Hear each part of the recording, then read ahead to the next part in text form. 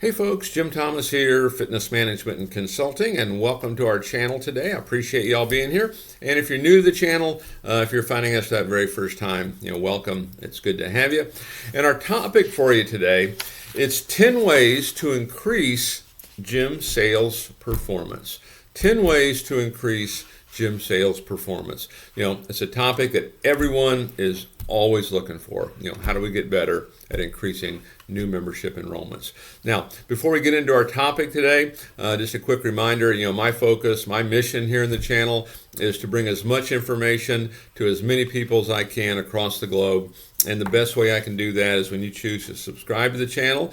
So if you've not yet done so, please take a moment, hit that subscribe button. I appreciate it. And then to learn more about me, learn more about my company and how we can help take your business that next level, be sure to check out those links below. And then for you folks who are opening a new gym and you need funding, you have an existing operation, you need funding, we can provide funding for up to $400,000. It is unsecured. There's no restrictions on use. Minimum credit scores to qualify are 680 or better in all three credit bureaus, Equifax, Experian, and TransUnion, and then a minimum income of $50,000 per year each of the 2 previous years. Now, check out the links below under financing and funding for more information on that program and for additional financing options that are available to you. So with that said, let's get into our topic here today, and it's 10 ways to increase gym sales performance. 10 ways to increase gym sales performance. And so number 1 on my list is, hire the right people. Hire the right people. Now, one of the things I want to suggest here is I would suggest putting together a plan of action on recruiting, on hiring, on onboarding, and how we're going to do this. And you want to make it an ongoing thing. It's something you're doing all the time. You could have a full staff, but you never know when that can change. And just in part, there's a lot we can really talk about here on this. And you can check other videos here in the channel on some of these same topics. But what I'm really saying here when I say hire the right people, don't hire just to fill a slot. What happens too often is, I need to make a quick hire. I'm going to fill this slot with this person here. You want the right person, okay? And the only way you're going to do that is to create options. And so in other words, you're always interviewing, you've always got ads going, you're always talking to folks, you've got an email database, and you're always pushing out and you're marketing and promoting the culture of your company, the opportunity with your company, and things of that nature. That you want an entire plan in place. Don't just do it on a one-off basis. I think that one of the most difficult things to do is have that one-on-one and trying to make that determination, can that person do it? And then consider having other people in your organization interview the same folks. They might see something totally different than what you do. So number 1 is hire the right people. Number 2, use an effective sales structure. You need to have a process. I talk to folks all the time that have gone out and they've hired a marketing company, a lead generation company, which is a good thing to do, right? And they'll generate lead after lead after lead after lead, and it doesn't seem to work for them, and they think it's the leads, when really it's not the leads. What it is, it's a broken sales process. It's a broken sales system. You need to have a proven and effective sales process in place. So when a prospect does contact you, how are we going to disposition that person into an appointment? And when they come in, how are we going to disposition that person, into a conversion? How are we going to solve their problems for them? So you want to get that sales process and that sales system down to a science. Otherwise, you're just driving more prospects, into a broken system. So take a look at that, and if you need some help with that, contact me. You can check out the links below. We do a lot of work in this area because most folks, that get into the fitness industry, they don't do it from a sales background, they do it from a fitness background. So there are some differences there. Number 3, make decisions with sales performance metrics. Know your numbers. Know your key performance indicators. And if you're a gym owner, first thing I always did when I walked into my office, it was handed to me on a clipboard. Jim, here's everything you need to know about every club. Here are the numbers. Number of inquiries, number of appointments, number of shows, our closing percentage, what sources came in, what's our cost per sale, what's our cost per call. Okay, we got all the data right there. Okay, and it's easier than ever to do that. If you have using technology in your CRM, or if you don't have that, the paper version works just as well. It doesn't change the number. Know your numbers. Know your metrics. If you're an individual salesperson, listening to this, know your numbers. How many leads are you collecting every day? How many new leads do you collect every day? How many outbound calls do you make? How many people are you getting in touch with? How many appointments are you booking? Okay, how many are showing up? How many are converting? How many are buying PT after the sale? Okay, what are your projections relative to your quota? Okay, a lot of information there, but you need to know all these metrics, these key performance indicators. Make decisions on them. They'll tell you how to make the decision. That way, you're not flying blind on it. Number 4 on my list of 10 ways to increase gym sales performance: train your reps. Train your reps. Regular training. At the very minimum, I suggest at least a 1-hour sales training class per week that has a required attendance. And then every single day, I'm going to do 5 or 10 minutes with everybody doing something, some kind of role play. Kind of on the fly a little bit, but we're going to do it every day. And then even bigger than that, I'm going to have management training. I'm going to have management trainee training. I might have weekend manager training. You have to train your folks. Okay, there's no getting around it if you want to excel at this. And I would compare it to your members, to your customers. I mean, if they train regular, they come in on a regular basis and work out, they're going to get great results. They come in once a month, they're going to get sore. Same thing with your staff, okay? You got to train your reps. Commit to it. Commit to training it. Put a time on the schedule, and that's what you're going to do. Number 5 on my list of 10 ways to increase gym sales performance: coach your coaches. Train your managers. Train your managers. Because, just because we know how to do something doesn't necessarily mean we know how to train it.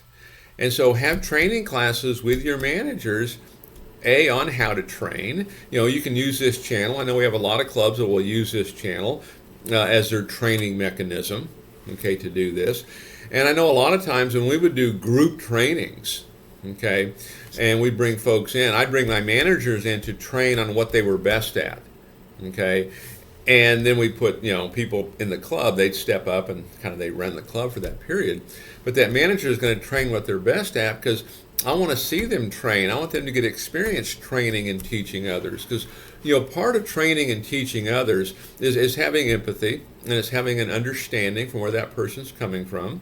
It's one of the advantages that I think I've always had as a trainer and as a coach, because when I first started, I wasn't very good at it. And I had to learn it. And I knew what it was like to be dead last, and then I knew what it was like to be at the top of the list. Okay? And I knew which one I liked better. But you want to have some empathy there. And then when you train, again, one of my philosophies on it, I like to train down. In other words, the information that I'm giving, and hopefully we're doing the same thing here, anybody at any level can understand it and grasp it. If we get too sophisticated, the top people will get it, but the other folks you'll leave behind. We need everybody on board here. Okay, so coach your coaches.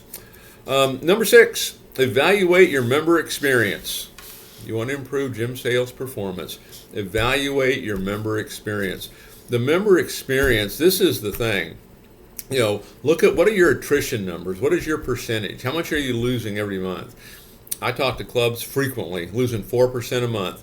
That means they're losing half their member base every year. Okay? It all correlates to the member experience. And, the suggestion I would give you, think about companies that you do business with yourself. Okay? Outside, where you're at right now, that, wow, what a great experience. Boy, I sure enjoyed going there. Man, that was great. Boy, I loved how they handled that. I loved how they treated me. Okay, I know I can think of many businesses that really you kind of perk up and go, oh man, that was great. Okay, but we want to give that high level of member service, that member experience. We want to give that country club level service, at a health club price, so to speak. So really evaluate that, because not only are you going to keep more members, which takes some of that pressure off the new sale, okay? But then your referral business will increase, even higher. Number 7 on 10 ways to increase gym sales performance. Activate every channel. Activate every channel. Don't just use one way to communicate with somebody, okay? You've got a phone, you've got email, you've got text, you've got Facebook Messenger, okay? You may have WhatsApp, you may have a direct message somewhere, okay? You may have video, you may send up a video off to somebody, but activate every channel. Everybody communicates just a little bit differently. And for us, we kind of have to use all of them, okay? Number 8, build a robust referral network. Referrals should be your number one source. Okay, and the beauty of referrals, if you're doing paid marketing, which you want to, digital marketing, and matter of fact, check out our link below under marketing for digital marketing. We can actually help drive traffic into your gym for you. But what goes right along with that is the referral program, because you do a good job of referral. Essentially, you're going to cut your acquisition cost in half, because referrals aren't going to cost much, and whatever your other program is costing, okay, now you got a 2-for-1. Okay, in a manner of speaking.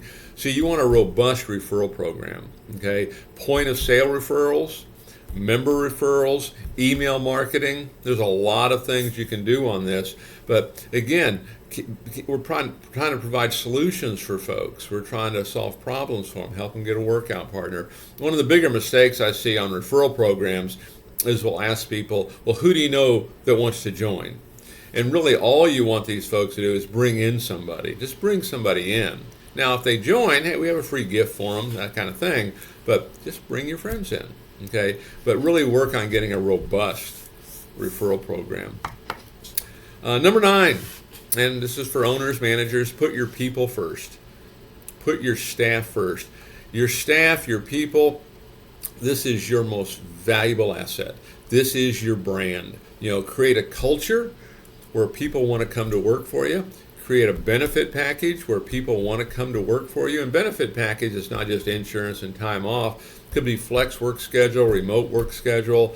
You could have discounts in the local community by showing their employee badge. You could cover the cost if they want to take some classes at the local junior college. There's a lot of things that we can do in here, okay, to really make this attractive, because we talk about it for the business a lot. What's your differentiation? How are you different than everybody else? What's your differentiation in terms of staff? Why should I want to go to work for you?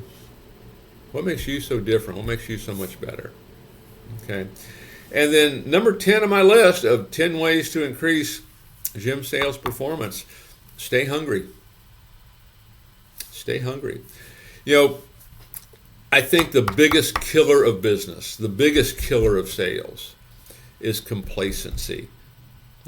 I refer to it as success apathy, because what I see a lot is people had great success at one point and now they don't. And just because you had success in the past doesn't mean you're going to have success in the future. Okay? Success apathy. We get complacent with it. Stay hungry, stay focused, stay driven, become a good student. Okay? Always striving to go to that next level. So folks, again, my name is Jim Thomas. My company is Fitness Management and Consulting. Appreciate you being here at the channel today. If you've not yet done so, please take a moment, hit that subscribe button. I appreciate it. And then to learn more about me, learn more about my company, and how we can help take your business to that next level, be sure to check out those links below. And then for you folks who are looking to open a new gym, you need funding, you have an existing operation, you need funding, we can help with funding, up to $400,000. It's unsecured. There's no restrictions on use. Minimum credit score of 680 in all 3 credit bureaus. Minimum income of $50,000 per year each of the 2 previous years. Check out the links below under financing and funding for more information on that program and additional programs that we have that can help provide additional funds for your business. So folks, again, my name is Jim Thomas. I appreciate you being here, and we look forward to seeing you all in that next video.